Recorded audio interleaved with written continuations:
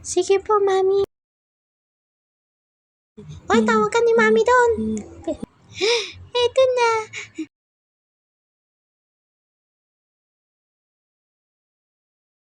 Bakit po? Maglinis ka na. At paliguan mo na rin yung kapatid mo.